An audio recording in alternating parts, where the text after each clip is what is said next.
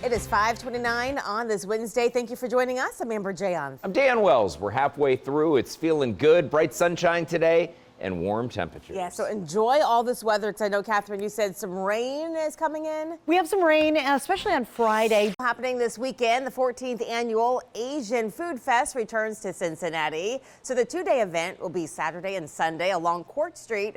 And organizers say that there will be more than 55 food vendors representing cuisines from 18 different Asian countries. So you can see a full list of all the vendors and their menus at asianfoodfest.org. I always feel like this is like the beginning of all the summer festivals. Yes, it's so fun. Yeah, it does kick it off. We should really be sampling some of that delicious food here in studio. To the show. I know, right? This morning, the student union at Florida State University is back open 12 days after a mass shooting that killed 2 people and left 5 others with injuries. School officials held a reopening ceremony with a moment of reflection for the victims. The university says seniors wanted the union to be reopened so that their final memories in that building would not be terrifying. If you have any information that could help identify this person, you are asked to call Crime Stoppers at 513-352-3040.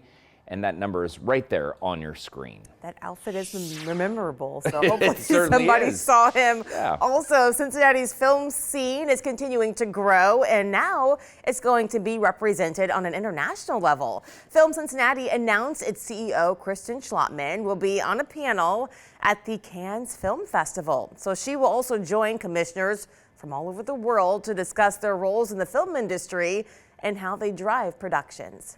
Also, Schlottman provided a statement saying that this is not only a chance to highlight how film commissioners work with the movie industry, it's an international showcase for the local resources that we have for movie makers in Greater Cincinnati. I'm proud to represent Film Cincinnati at such a prestigious event at the iconic Cannes Film Festival. It's an incredible blessing to be able to play for the Cincinnati Reds. That's right. You just heard from outfielder Jake Fraley. Baseball is here. It's back in Cincinnati. Exciting opening day. Yeah, it's going to be fun. Good morning, everybody. I'm Dan Wells, along with Amber Jayanth. We're down here at Great American Ballpark. It is a little bit of a chilly morning, though. Yes, I have on 2 coats right now. Yeah, but you stole my question. I was going to ask up, Amber how many coats she was wearing. Yes. Amber's wearing 2 coats, and we have full winter gear out here so far. Good. You just don't want to cut off that circulation, the blood flow. No. I can barely lift my arms right now. Well, Dan, make sure she doesn't pass out or anything. Here as well, Amber, much like what you're seeing in your area, but we also just saw a local restaurant handing out some fresh tacos. So there's a lot of people helping as well. Amber? That's right, and there's a hot dog stand behind me as well. So, I mean, even through all this, again, the people are coming together, making sure that people have food to eat because, through all this, there's still people who do not have power, so electricity is still out. And also the National Guard is pretty heavy in this neighborhood. There's checkpoints. We had to go through security to get into this neighborhood because they are just trying to keep it secure. People can't lock their doors. They can't protect any belongings if they do have anything left in here. So, that's something important to note as well. But we're going to continue to stay out here and just kind of look through this damage and just showing you what people are surviving and how they're getting through this. But for now, we'll send it back to you, Trisha and Chris. Day 4 of search and rescue efforts tonight all across western Kentucky. Our Amber Jayanth is in Bowling Green to give us a look at the damage in that area. So Amber, it's a mess, and it's even a mess as the sun goes down. What are you seeing? Right, and right now the curfew is in full effect here, and so if you are walking or around these streets, it's really quiet. We are seeing a couple of National Guard members just kind of patrol through, just making sure that this area is safe and secure. But, even with day 4, Trisha, I mean, there's still a lot of mess here. You can see behind me.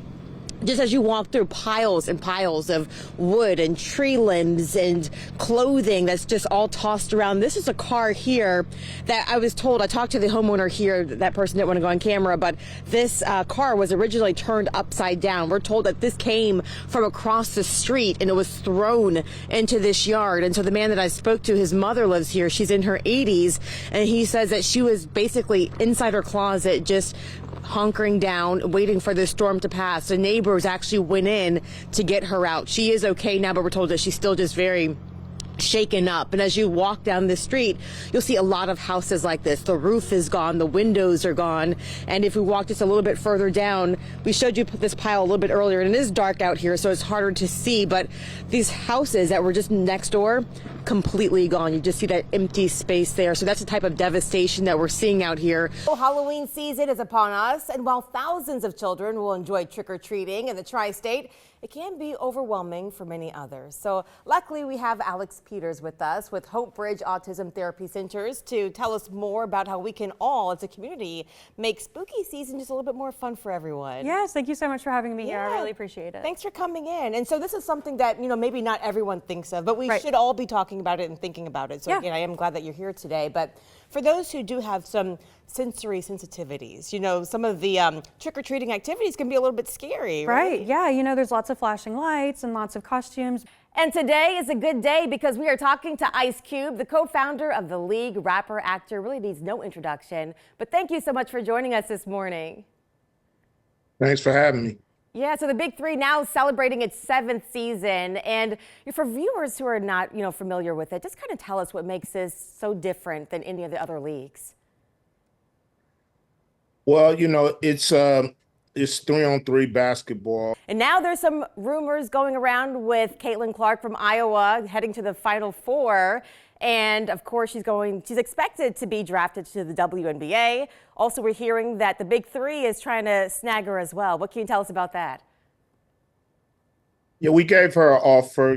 We believe it's probably the biggest, offer in women's sports when it comes to basketball. It's been a long time since pro basketball has been in Cincinnati, so here we come. We can definitely use some basketball here. And just one last question. If we get those tickets, we go out. Do we have any chance of seeing you at the game? Of course. All right. I'm coming through, I might perform. You never know. Oh, all right. I'm sold. I'm getting my tickets right now. Thank you so much for joining us. Such a pleasure to talk to you. A Mason intermediate student got a big surprise today. The Bengals superfan learned that he is now going to the Super Bowl. Fox 19's Amber Jayanth tells us how he received this very special honor. That's right, Tricia. It was really amazing to watch. And it all started with this tweet right here from the Colts owner, Jim Irsay. He put out a tweet last Tuesday promising to send a fan to the Super Bowl. Now, the 6th grader did not win that contest, but a local company saw his mother's post and decided to take action. Is there one really huge Bengal fan in here? No.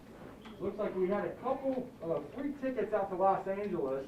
A few nights in a hotel out there. And it looked like we had one ticket for you and one ticket for your dad. That's the moment 12-year-old Isaac Meekum learned that he is now going to the Super Bowl. A surprise that left him in tears and lost for words. I don't know. I'm speechless. It's a lot. It's a lot. This huge honor came from the help of his mom. Last week, Colts owner Jim Irsay sent out this tweet saying that he was planning to send someone to the Super Bowl. Isaac's mom, Missy Meekum, replied with this tweet saying that Isaac was the Bengals' #1 fan, along with a picture of him crying after they won the playoffs. While they weren't selected by Irsay, a local company, Reliable Transportation Solutions, saw the tweet and decided they wanted to send Isaac and his dad to the Super Bowl. He just stood out to us, and he's a true Bengals fan, and you saw it today. Isaac's parents say his love for the Bengals started since he was a baby. His passion for that team has made us excited about that team, and that started really as soon as he could walk. He had a Bengals helmet at the age of 2 and loved it and just has been obsessed with watching the games ever since. That passion paid off, earning Isaac 2 Super Bowl tickets and 3 nights in LA. It feels good that they're just good, and now I'm going to the Super Bowl. I genuinely feel like they picked the right kid. Just because he's introverted, he's quiet, but it's true. Like, his fandom is very, very, very sincere, and we would never get to do this. And the fact that we were picked out of the crowd, that he can go and that I get to go with him, I just feel like it's a core memory moment that will matter for his entire life. So. It truly was special, and he was just grabbing his heart the whole time in tears. And you know, along with the tickets, of course, airfare is going to be covered, and they're going to have like special pregame packages as well, a swag bag, and it's just going to be a really cool time. Also, the stadium has 5 levels. They're going to be 200 level, which is like just lower bowl. Wow. Really good seats. I saw like the prices. Yeah. Those are some pricey tickets. It And what's up is. with this company? They just good people? Yeah, they wanted to send someone to the Super Bowl anyway, and so they saw Irsay's tweet, and then so they just saw that kid. That's awesome. They were like, let's send him. Well, in today's Black History Moment, we bring you a closer look at a crown we never take off. I'm talking about hair, black hair. And while it may seem insignificant, our hair textures and styles have been under attack for centuries. Each strand and coil tells a story of culture, strength, and perseverance. I would see people like pulling it or talking about how nappy it is. On Fox 19, we've covered stories of students being kicked out of their classrooms or bullied simply because of the way their hair grows. He sat down at my desk and pretty much said, your hair is unprofessional. We are all beautiful in our own special way. We first met Alethea Finley in 2018 after she created this video on Facebook encouraging young girls to embrace their natural hair. The Cincinnati hairstylist even gained national attention from the video, landing her a spot on the Steve Harvey Show. What is it about natural hair that's the most misunderstood? That it's not professional. It's like a hard look. They want you to soften your look, silk your hair out to be accepted. Some change has come. In 2019, former Cincinnati Councilman Chris Seelbach helped to pass the city's Crown Act, banning hair discrimination. That movement meant a lot for me, only because I just feel like women shouldn't have to worry about what's acceptable with their hair when going to work. We go to school, get our education, and have a good performance at the workplace, and our hair should be the last thing, to be worried about. However, the legislation stalled on the state level. Currently, only 13 states have laws in place banning hair discrimination. It's kind of unfortunate that a law has to exist to protect Black people and their natural hairstyles. I spoke with Dr. Afia Mbili Shaka, who's a clinical psychologist and a hairstylist. She says African hairstyles have a deep-rooted history. Different styles identified distinct tribes. The Bantu knots originated among the Zulu people, symbolizing femininity and status. Fulani braids came from West Africa, representing a person's marital status. Locks coming from North Africa, usually worn by warriors, symbolizing strength. Dr. Afia says that culture and history tried to be erased when Africans were captured into slavery. Unfortunately, one of the first things that European slave catchers and masters did for their new human cargo was to shave their hair. So although hair is this complex language system, by disconnecting African people to their hair and hair care, they actually lost parts of their culture. And so on the plantation, oftentimes enslaved African people were not permitted to groom their hair. Even through slavery, hair was used as a source of survival. If there was a holiday, the people who worked in the house would actually style their hair in certain ways to indicate to everyone on the plantation this was a good time to run, or that the master was sick or going out of town based on how they wore their hairstyle. And so often too, that hair was used as a mechanism for escape, that maps could actually be braided into the hair. And so you might think like, well, if they're running by themselves, how could they actually find the destination? But to think our braids are very tactile, right?